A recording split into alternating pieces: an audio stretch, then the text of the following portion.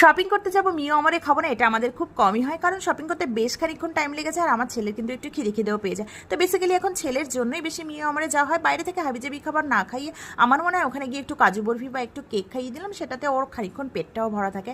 তো যাই হোক, এখন তো ছেলে হওয়ার পরে ছেলের জন্যই যাওয়া হয়, কিন্তু ছেলে হওয়ার আগে কিন্তু আমার জন্যই যাওয়া হতো।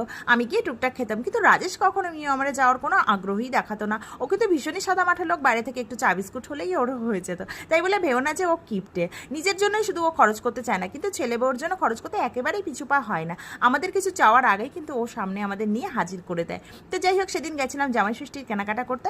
ফেরার সময় ছেলের তো খিদে পেয়ে গেছিলো, তো যথারীতি আমরা গেছিলাম এবং আমি নিয়ে নিয়েছিলাম একটা চিকেন ইন্টারনেট ফিশ চপটা যদিও আমরা ফার্স্ট টাইম ট্রাই করলাম, আমার একটুও ভালো লাগেনি, ওই ওকে ওকে। তারপরে কিন্তু নিয়ে নিয়েছিলাম ছেলের জন্য একটা ব্ল্যাক ফরেস্ট কেক আর নিয়ে নিয়েছিলাম কাজু বরফি। তো সেটাই ওকে খাইয়ে দিলাম, আর কেকটা তো পুরো খেতে পারে না, তো সেখান থেকে আমিও খানিকটা খেয়েছিলাম। তারপরে চলে এলাম বাড়ি।